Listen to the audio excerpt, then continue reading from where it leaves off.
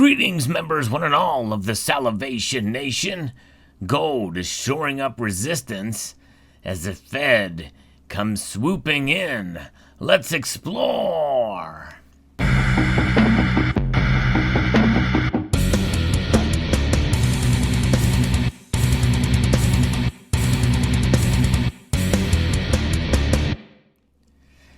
Yes, indeed, we are seeing some activity. Gold is kind of meeting itself with some prices above $1,800. That tends to be the resistance point now as we head into a period where we're anticipating rate hikes coming, and possibly 3, maybe even 4. We could see that accelerate up in order to kind of try to rein in inflation. Been referencing a couple of different pieces here.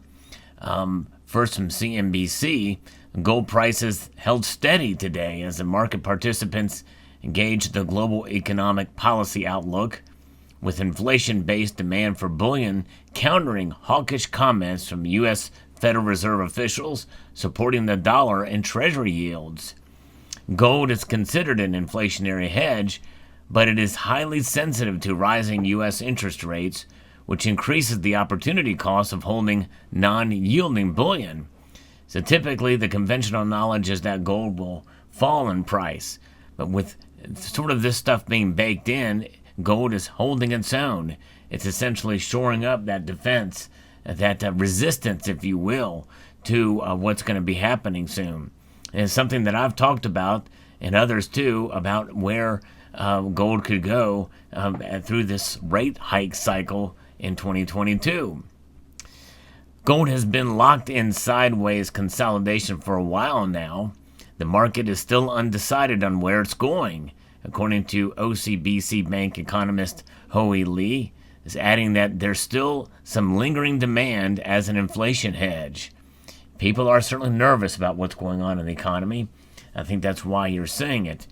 And gold is a metal that, like checkers or chess, it's a strategic play. I think people can make a move into gold when there's times like this. Traders are now awaiting speeches from Fed officials this week ahead of the central bank's January 25th and 26th policy meeting, but there have been more than enough hawkish comments to see the market almost fully price in a first interest rate hike for March and rates of 1% by the end of the year. So think about that, folks. That is the shoring up of resistance for sure. What the Fed is going to be doing. People know it's being talked about openly. It's all but a foregone conclusion, but yet gold is holding its own. And when you think about it, gold sitting at $1,820, that's $1,820 an ounce, is only just over $200 away from its all-time high.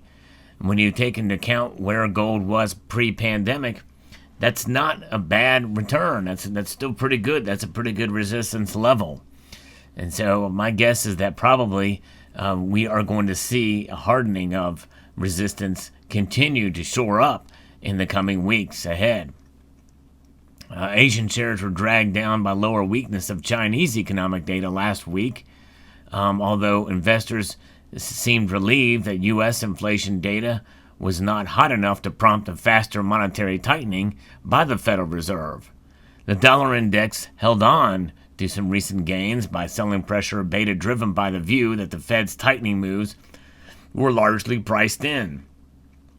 Spot gold remains neutral in a range of about $1,815 all the way up to $1,830 per ounce, and an escape would suggest a direction according to Reuters technical analyst Wang Tao.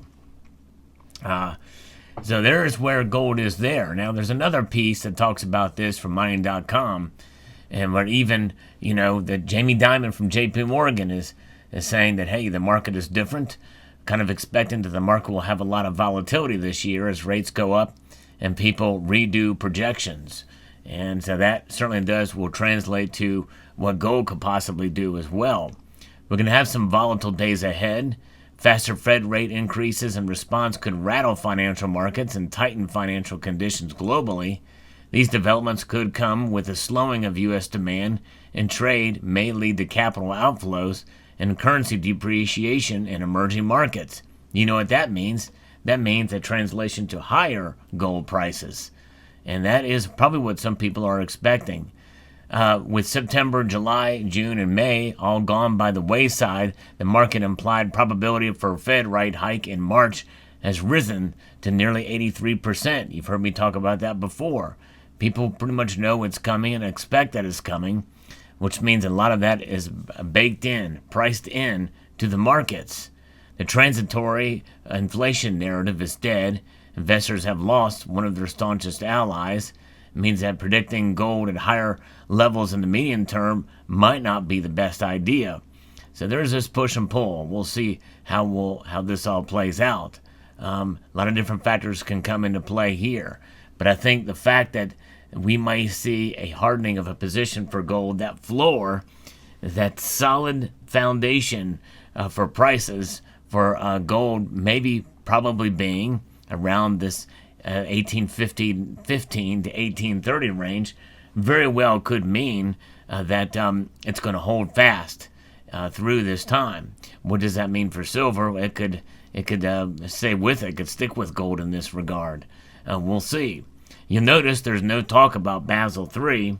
A lot of that has been baked in before too, and from what I've been hearing, I can't substantiate it because I've not researched it enough, but apparently some of the European banks, especially in the United Kingdom, have essentially been given a reprieve for a year on being able to adhere to those regulations.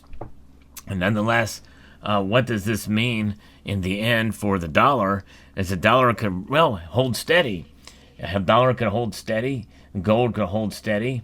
They could shore each other up.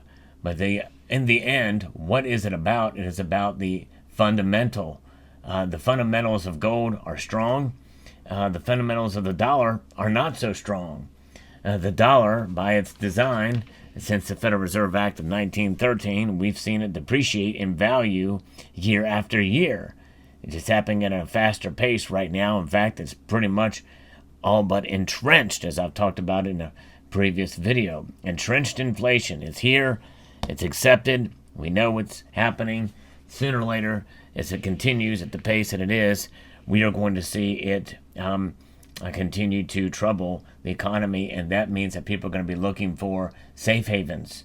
What are some of the safe havens out there? Well, land, but you pay taxes on land. Gold, especially in the form of American Eagles, well, you're kind of exempt from that once you make the buy.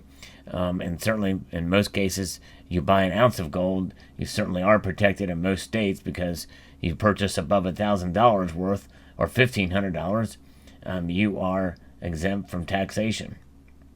So there you have it. Gold is certainly a measure of wealth, and it is positioning itself in the price. The price is starting to, I believe, reflect a little bit of the value, just a little bit.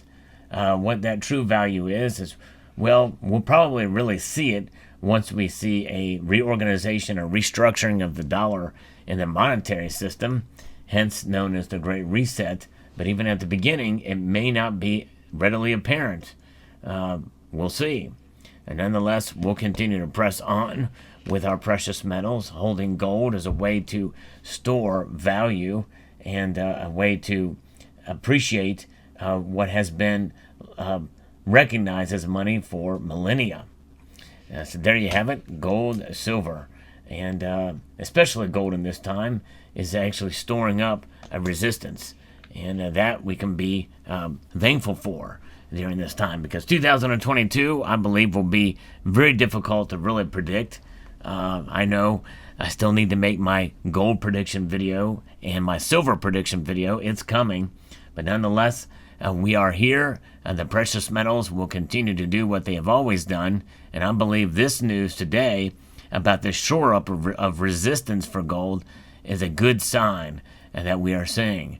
But of course, no one really knows. In fact, I leave open the possibility that I could be wrong about today's video about this resistance, and it could be broken. All resistance can be broken by some measure. But you build up a defense that can, and there's a weak spot. There could very well be a weak spot. It's just, I think that what we are seeing now, we're seeing that weak spot starting to disappear a bit, but there are still some out there. Some of those weak spots are going away, and we're seeing some resistance form. So there you have it. Let me know what your thoughts are in the comment section below. We'd like to extend a multitude of gratitude to you all for taking the time to watch, and encourage you to please rate, share, comment, and subscribe.